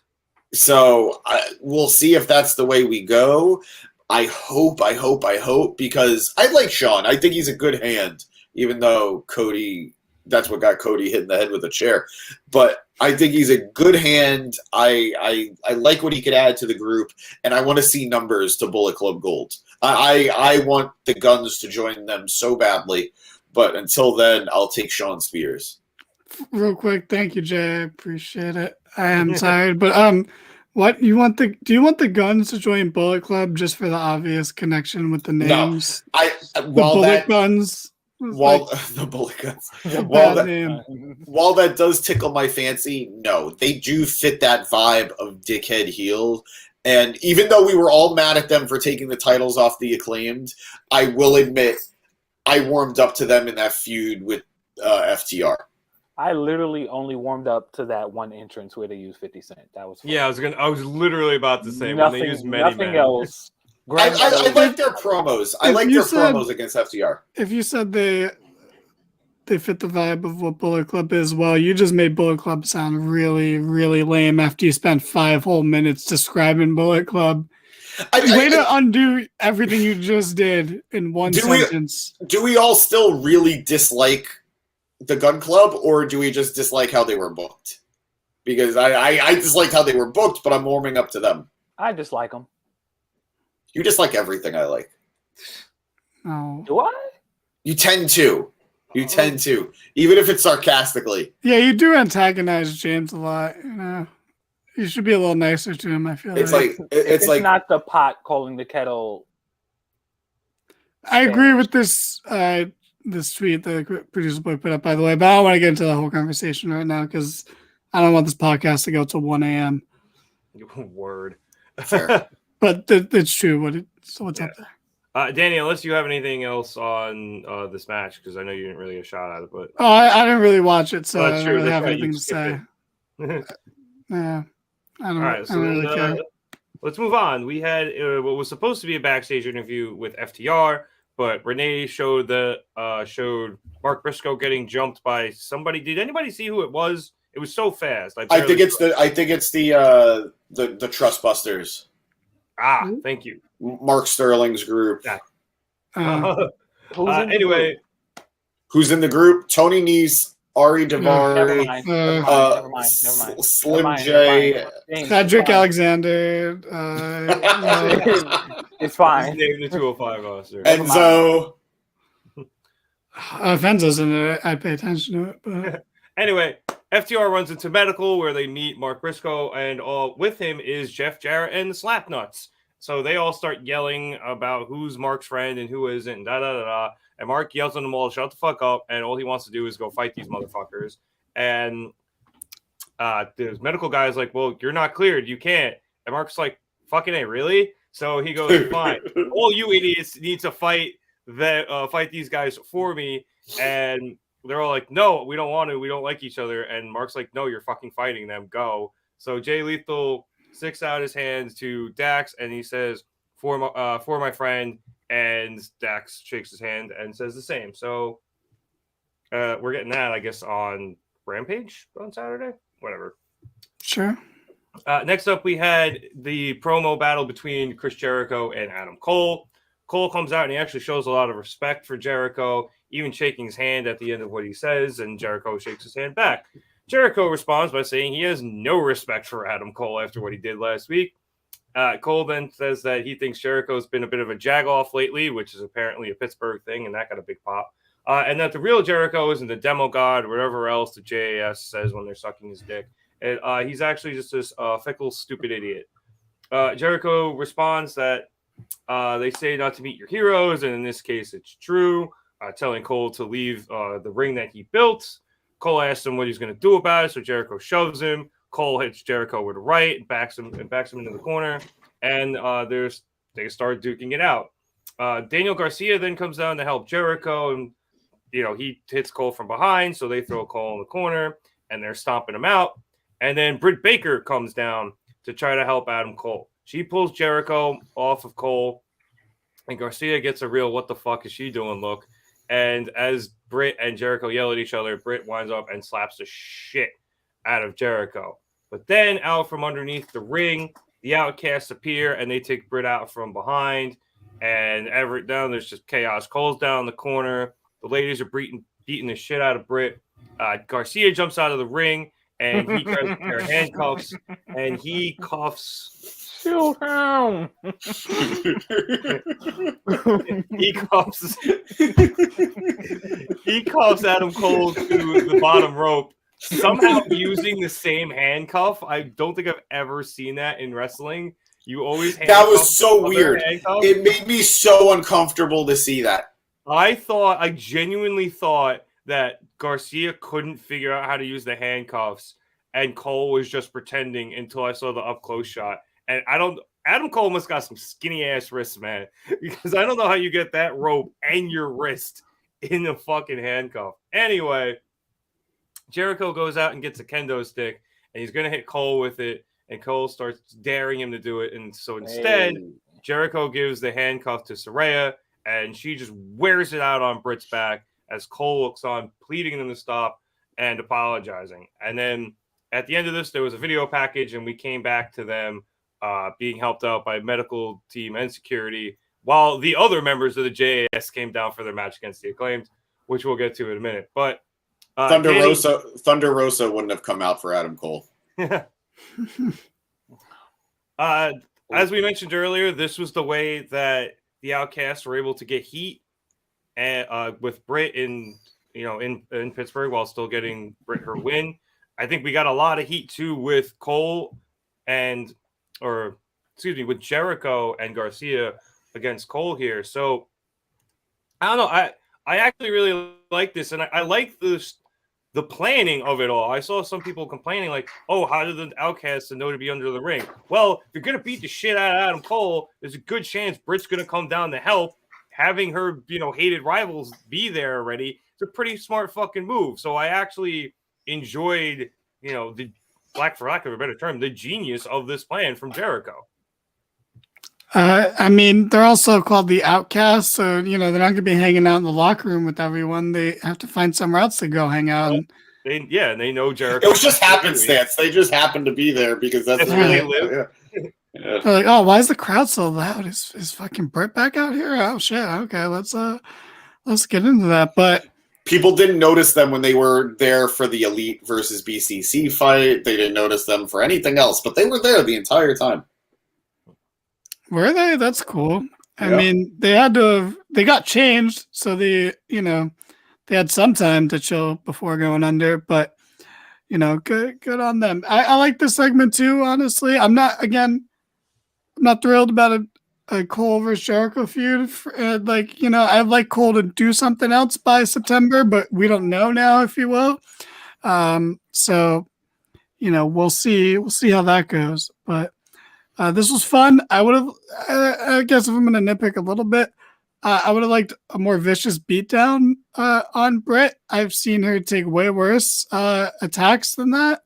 So, that's the only thing I would have liked a little more. Like, fuck, hit her with the Judas effect. Like that tweet said, if you're going to go for it, really go for it, But yeah, you could have beat her down more. Like, her, we just jokingly brought up Thunder Rosa, but her and Thunder Rosa did way worse stuff to each other and kept going. So, but that's it. This was fun. It was good heat. It made the Outcast look really good. Where was Bearcat Lee? Hey, they're not real friends, all right? They just first of all, he doesn't get to be on Dynamite again. That was it. He's back to fucking Rampage now. Until he dyes his hair black again, that's where he belongs. Ooh, you don't like the fuck? No, I don't. Wow. I'm saying it. I don't. Boo me. I've seen what you cheer. It doesn't mean anything to me. Okay? No, he looks bad. Why are you gonna quote Rick and Morty? Fucking Justin Roiland defender? Wow. Okay. Dan Harmon defender. The guy who had a pink beard. This is rich. I did it for the pod. I did it. You did it for the pod? I did it for the pod. I did it for the chat. It doesn't matter. Yeah. You ageist. How dare you? It's not ageist. I don't mind gray hair. Kevin Nash looks. No shit. Anyway, what happened? What did you think about this show? A lot of people getting put in timeout tonight. Yo. I don't know. Next match. My favorite part about James's bottom cry on right now is back baby because he's returning from hiatus, but that actually worked really well right there. I stand by what I said. James, do you have anything on this actual promo before we go? I liked it. I liked Cole doing something a little bit different. You know, you have so many other people mocking Jericho because it's so easy at this point. But, you know, he tried to meet him with respect, and it just showed that Jericho was a little piss baby. So piss baby. Yeah. So I enjoyed it. I was annoyed about the Outcast being there when the Jericho Appreciation Society has a perfectly good Anna Jay and Ty Conti that they could use. I completely forgot about them. That's what I thought it was going to be. Okay, that's fair because I did completely forget about it. But then, do you really want to have yeah, fuck it, because that could be a spinoff, like a tag. And Ty Conti came from NXT and WWE, so if you want to add to the Outcast fight, you can do that. There were better ways of doing this, I think, than what we got, and it is what it is. But here's the thing, I'm going to push back on that because I did initially think they were going to come out. I actually agree with you, but now that I'm thinking about it, Anna Jay, and I guess to another extent too, even though I know you said she started on NXT. Anna Jay and Ty Conti are AEW originals, you know. In terms Ty Conti came from NXT. I know, but I mean, she was there like in the very beginning, and I think you could consider her an original. I don't think that and Anna Jay definitely is. I don't think she wasn't interact because, in theory, with this feud, they should be on the side of Britt and Jamie. So, well, real quick, producer boy, they didn't just so happen to be under the ring. It was orchestrated. Yeah, I'm not saying you have to like it now. I'm just saying it's not a coincidence they were under the ring. You can still be annoyed about it, but just be annoyed about it for the right reasons. Yeah, like my reasons, which are valid. What are the reasons? Because Keith Lee has gray hair. That was dumb. They were under the ring.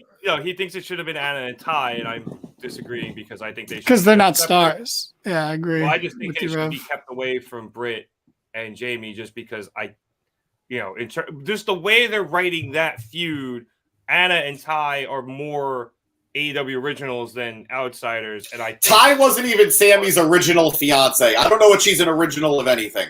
So I don't. But she is. No, but it's not originals. It's homegrown. Yeah, she is a homegrown home wrecker. Okay, so she belongs in the homegrown group. I still don't think she was. I still don't think she was a home wrecker. Go watch back one of her NXT matches and watch back her. I said home wrecker. I still don't think she was a home wrecker. Okay. Gotta listen to the thing. But we'll see it though. Otherwise, no. I liked it. I liked it. Those kendo stick shots were awful. But other than that, it was good. They got the story going. And I will say, I don't think this Adam Cole Jericho feud is going to go that long because I think Punk is coming, and I think that's what's going to go on forever. So they got to get Cole on to the next thing. Yeah, I think it's a good point. You know, there's a lot of weird things under the wrestling ring. I think it's going to end at Double or Nothing, and then, like you said, Punk probably comes. Punk at this point is like winter in Game of Thrones. We're just going to keep saying it's coming, and it's never going to come. All right, let's move on. You know, hey yo, yeah, phrasing. We had a quick backstage segment from Hardy Party and Hook. Obviously, Jeff is back. Matt was just move on.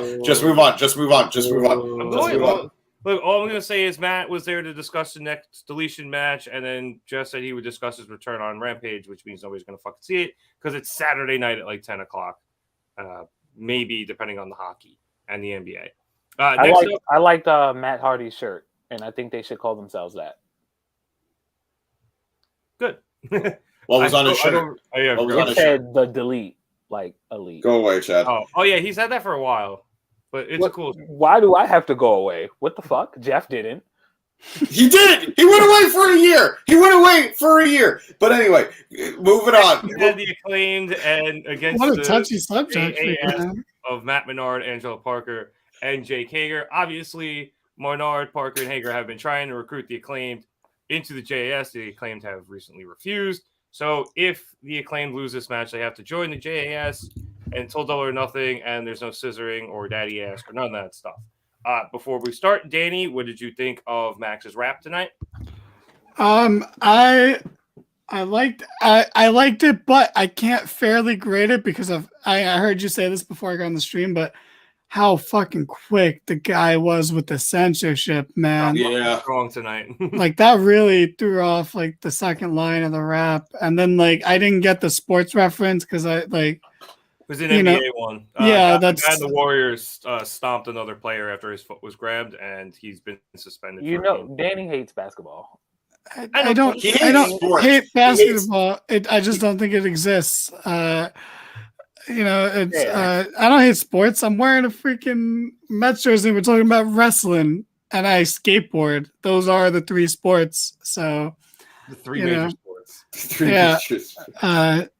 I just don't like the other two mainstream sports. But yeah. So, but it was still good. The flow was on point.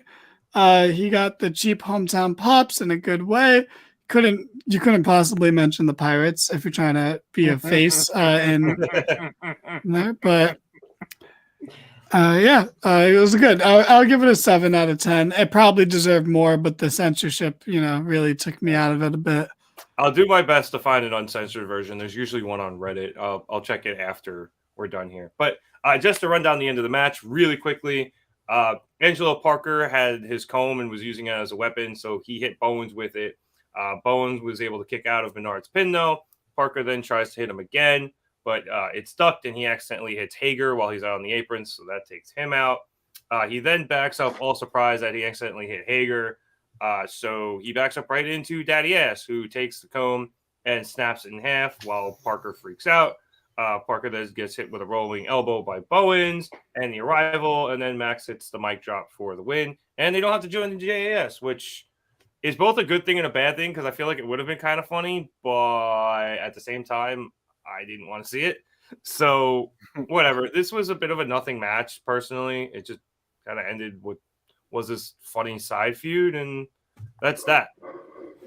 So I just thought of Brett, like, not only did they let Brett get the win in the tag match, but she kicked out of a fucking title belt to the head, like, spot.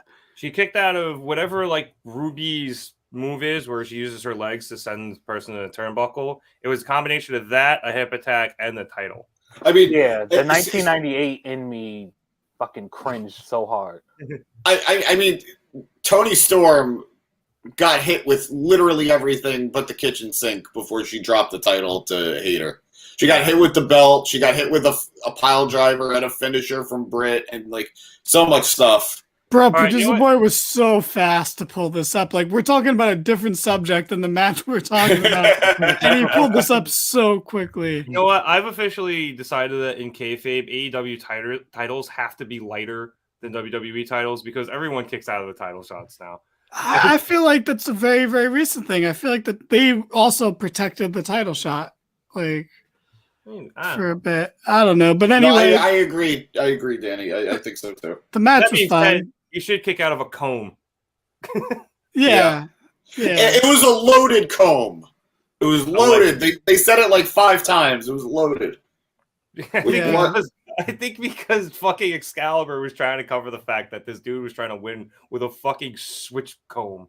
Like, also, guys, you don't have to put so much product in your hair. You know, if you have to put that much product, maybe the hairstyle isn't working. You know, I haven't put. God, I can't tell you the last time I put anything in my hair. I just always keep it so short. I had to be at least before high school, probably even before middle school. I mean, it's good for your head to not put that stuff in there. It's okay. I just wear hats to ruin it. There you go. Nature corrects itself. Does anybody have anything else on this before we move on? Good. Okay. All right. So we come to the main event of the show, which was Sammy Guevara versus Jungle Boy Jack Perry. I'm just going to skip towards the end for the sake of time here. So after he made it to the ropes to break up a snare trap, Sammy was put in the tree of woe by Jack, and Jack starts to climb the ropes, but Sammy's able to escape. He then drop kicks Jungle Boy off the top rope, and Jungle Boy goes flying towards the timekeeper's area and just slams his head into the table. Now, I'm not sure if he was supposed to go through the table and he missed, but I'm pretty sure that's what it was because it just looked gnarly as hell. Anyway, eventually, Jungle Boy starts stirring, and he's trying to beat Bryce Remsburg's 10 count, and he looks like he's about to, but then Sammy starts hugging Remsburg to distract him and turns him around so he can't see as Jungle Boy just starts to slide into the ring. Then MJF comes sprinting out of the crowd. He pulls Jungle Boy off of the apron, lays him out with the Dynamite Diamond ring, and scurries back behind the barricade. Sammy then lets Remsburg go, and he finishes the count because Jungle Boy is still out cold on the floor, giving Sammy the win and allowing him to advance in this tournament. After the match, MJF came in to celebrate Sammy's win. I saw somebody on Reddit said they borderline had a live sex celebration with the way they were rolling around in there. But I didn't cover a lot of this match, obviously, like I said, for time. James, this match was really fucking good. These guys had some really awesome spots. They went really, really hard in the beginning, too, with what they were hitting, trying to end the match almost seemingly in 2 seconds. They both counted each other's finishers pretty nicely. This is a very good match and a very good main event. And I'm hoping for more out of these matches as we get closer towards this hopeful 4-way match. Wait, I'd hate to immediately cut off James, but do you mind if I go first? Go for it.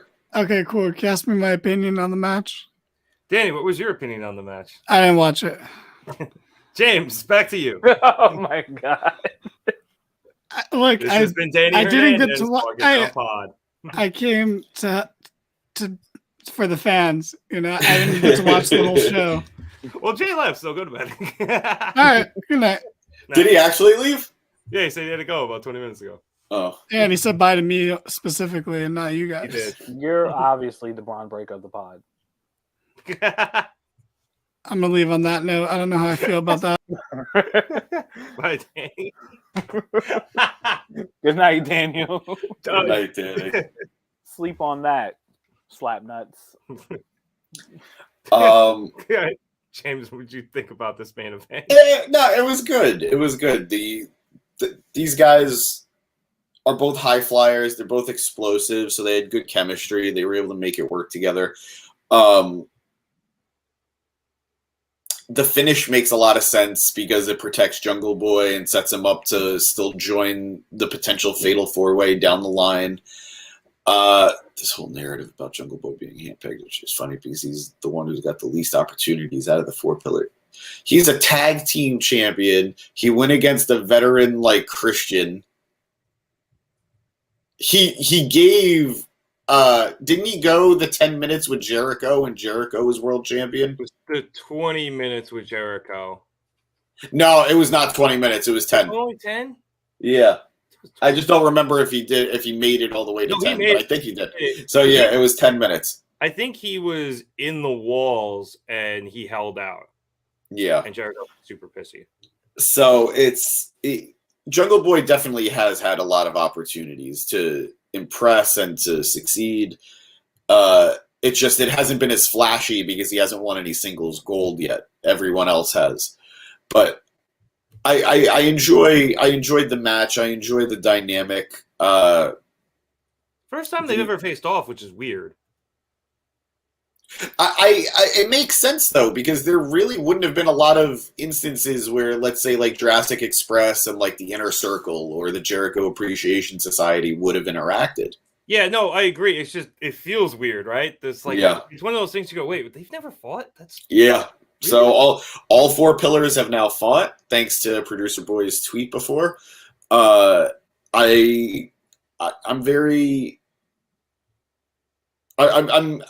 pleasantly surprised with how they handled the ending, considering we all agree that this tournament could have been handled better. And also, to a degree, doesn't make that much sense to me because MJF has never really been a stupid guy. All right, Jungle Boy is a natural heel simply because he's an awkward babyface. Mhm. It has nothing to do with how good a heel he could be. It's with how bad a speaker he is. MJF has never appeared to be a dumb character, so I don't know why he genuinely believes that Sammy will go along with this plan, especially because their history with the Inner Circle. So I would have taken my chances with Jungle Boy before I took my chances with Sammy, but what do I know? I'm not carrying the Triple B like MJF is. Yeah, that's definitely an interesting dynamic because we're all just sitting here assuming that Sammy's going to turn on MJF. MJF has to know this, Right? so I got to imagine then maybe MJF is trying to like outmaneuver Sammy to turn on him first. This is going to turn into some like real Wile E. Coyote shit between the two of them. Like one of them trying to just outdo the other one in terms of turning on them, or even maybe Bugs Bunny and Daffy. Like it's gonna end up with some Looney Tunes ass shit of them just trying to turn on each other.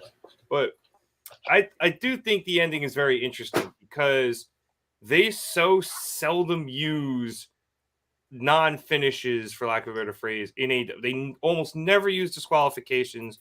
They almost never use countouts. So almost always a pinfall or a submission, whether or not it was clean. We almost always get a result. I mean, hell, even the no contest a couple weeks ago when Ricky was supposed to fight Juice Robinson and Jay White debuted, like even the no contest was weird. So them using the countout is a very interesting choice, but it's a different one, and I kind of like it as long as it's used very sparingly. Yeah. And if it serves the story, I'm all for it. Yeah, exactly. And it doesn't make the ref look overly dumb. I mean, him being bear hugged by Sammy and then just turning around and just ending the count was kind of weird, but he had no reason to not believe that Jungle Boy, made it, or he had no reason to believe that Jungle Boy made it to the ring, and he had no reason to believe that something interfered with that because the dude just bonked his head off a table from 20 feet. So, yeah, I mean, I like the ending, and I think it's more just because it's used so little. Yeah, I thought the ending was very interesting. I'll reserve judgment until the storyline comes full circle, but it was intriguing enough to the fact that now we're all wondering what's going to happen next week and the coming weeks. So with that being said, it was entertaining enough. I think the match was really good. The match was actually so good that it made me remember that Jungle Boy should always be seen and not heard. Well, that was his gimmick for a while. Yeah, he's just one of those guys. I missed that. I missed the non-talking from Jungle Boy.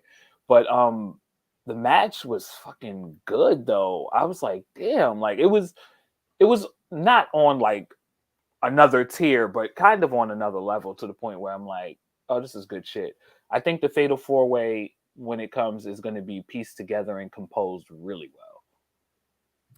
Yeah, I'm definitely hyped for that. That destroyer off the top rope was sick. I'm just remembering that.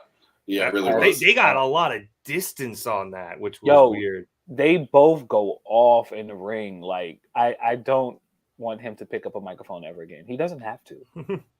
I really did like the fact that like Jungle Boy in the beginning was like this little kid they found in the forest and he didn't know how to speak. Yeah. Like it made sense. But now that he's getting older and he can't be Jungle Boy forever, he's got to learn the promo, and he's getting better. But I don't know how his dearly departed father did not make him watch every single episode of Beverly Hills 90210 to become a better actor. Are we using Beverly Hills 90210 as the benchmark of good acting? I'm certainly for not. Luke Perry was awesome. Luke Perry was awesome. A really good actor. The disrespect to Riverdale right now. Because Riverdale tanked after season 2. No, Riverdale tanked after the pilot. Don't do that. Tanked. Give him a shot. The first season was bearable. Riverdale tanked when I saw the commercial, but yeah. That's just Okay. Either way, And I like the CW. I like the CW, and I like the shows they put on the CW. So this isn't me being a grumpy old man. I just did not like Riverdale. I like the WB. Anyway, I like the oh WB shit, too. I'm showing my age.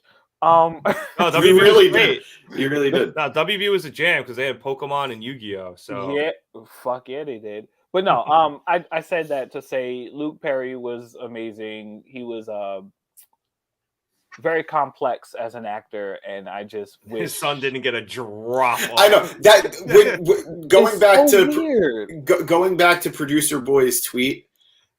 You're only here because you couldn't make it as a skateboarder. If I'm Darby, you're only here because you don't have half the talent of your father. But like, was his father there? Like, I don't understand. Like, he had to be. I don't know. He their was. relationship. No, they were very close. They were close, exactly. Yeah, like, they were very close. Like, Luke took him to a lot of wrestling events, and he saw him wrestle. He just didn't see him in AEW, I think. Yeah. But they were very close. He has to.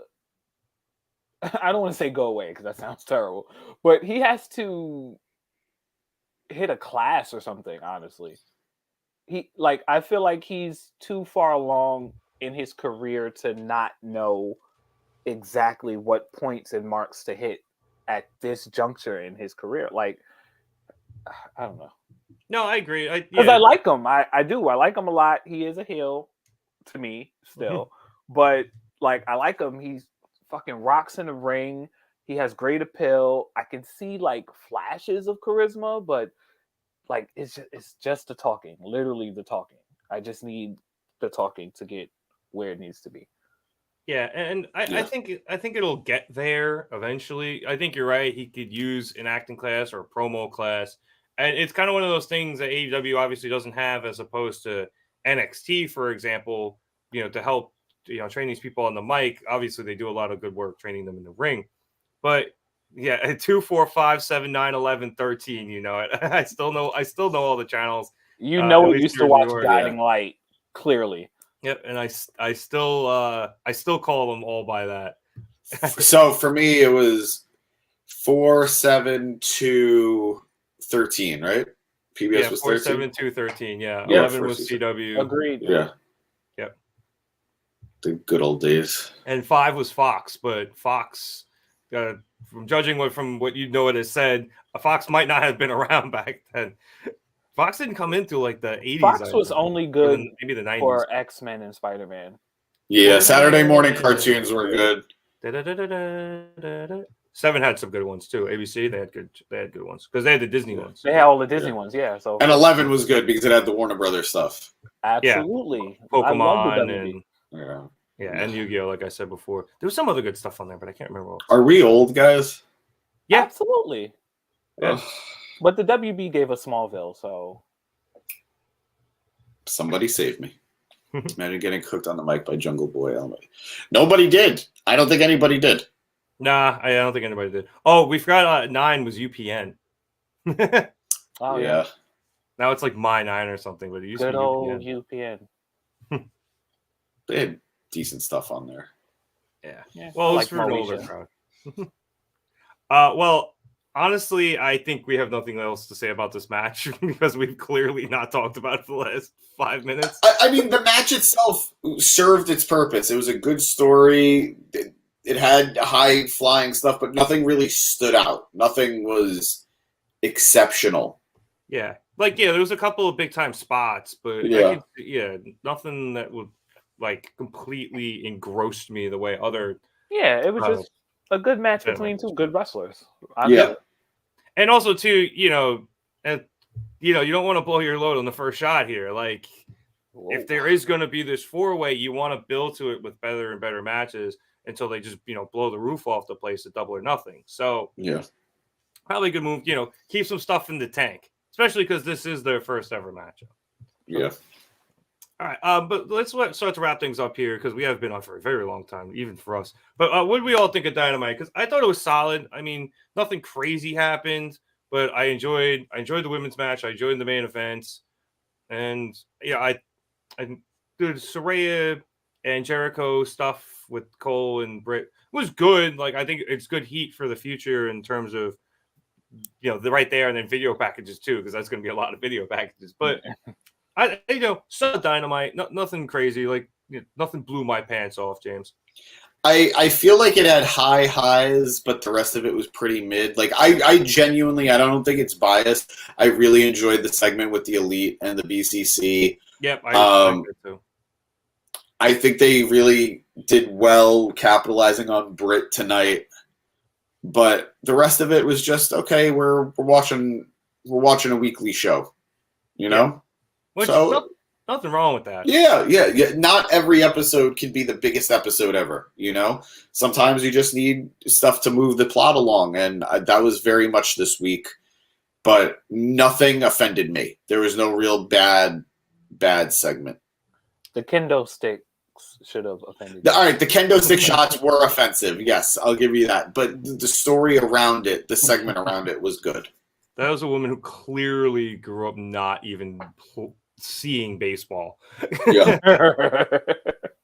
What do they got over there? Cricket? Yeah, but it's a totally different swing, and it's really difficult. It doesn't matter. What is this Easter egg?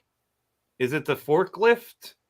Or the Pepsi? Or the Pepsi? Pepsi. Be Pepsi for Punk. Absolutely Pepsi. Do you know how specific that would have to be? There's no way that wasn't just a coincidence. I thought it was a forklift for Wardlow. Whatever. Chad, what were your overall thoughts tonight? I think I liked it a little bit more than James, actually. I think because I'm watching it so far and in between. Sorry, guys, I'm trying to do better with that as well. Yep. But I think because I miss a week, I watch a week, I miss a week, I watch a week. So for me, I get loads to catch up on, and that alone is pretty good for me. So I liked it more than I guess I should have. But yeah, a lot of it was very just, mid-tempo or monotone. But as James said, the highs were really high. So, I'm good. I'm good with the episode. I enjoyed it. Okay. Yeah. And honestly, I feel like because you don't watch every week, and which is fine. I'm not saying you have to, but I think you just have also a lack of burnout a little bit. Yeah. Agreed. I will say I was excited to come back tonight because, I have been gone for the last several weeks. And I wasn't disappointed. I did enjoy the show, but it didn't have that wow factor for me. Oh, yeah, it wasn't, an amazing comeback, but I mean, yeah, no Kim expect that like this week? Yeah. You know what I'm saying? Like, we didn't expect that this episode. No, yeah. I always figured there's always like a couple of things that are gonna be like, yeah, like that fucking segment ruled.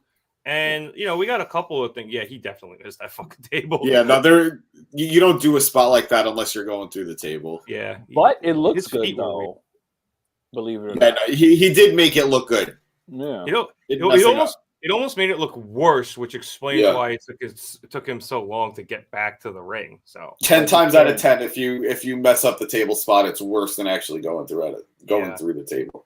10 times out of 10. Fucking talk through a promo. So speaking of 10 out of 10s, it gave this episode a 6 out of 10. I think I'm gonna go 7. I think 7's a C, maybe even a 7.5. Like, it's somewhere around there. I think 7's probably good. I'll go 8. I'll go 7ish. I'd go like 7.5 if I'm being very generous because I got Kenny and Brian tonight. I'd go 8, but 7.5. All right. Well, I think that about wraps things up. Unless you guys have anything else you want to say before we go. I'll take no. Your silence says no. So I missed you guys. I missed you all. We've missed you as well. James. Yep. And on that note, I would like to thank everybody so much for watching us here at the Market Down Podcast. Be sure to like and subscribe.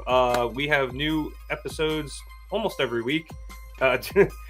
James being out has kind of thrown off our schedule, but hopefully we can start getting it back to normal.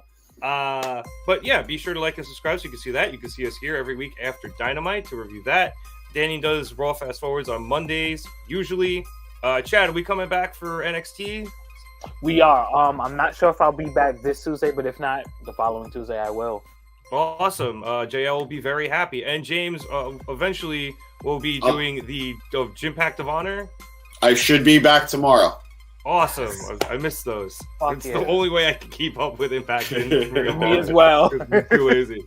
So yeah, be sure to like and subscribe so you can get all of that content here at the Mark It Down podcast. You can also check us out on all of our social media stuff. If you're on YouTube, you can check them all out in the description below. Facebook, Twitter, Instagram, and TikTok. Like I say, every week. Check out the Instagram. Danny does a great job over there. And the Twitter, you can catch stuff from Chad, sometimes Danny, and me during pay-per-views. I do my best to live tweet those. So, like I said, we're done here. So, for Chad Big Bad Johnson and a returning James DeSanti, my name is Nick Cummings. Thank you so much for watching us here at the Mark It Down podcast. Have a good night, everybody. Hey there, producer.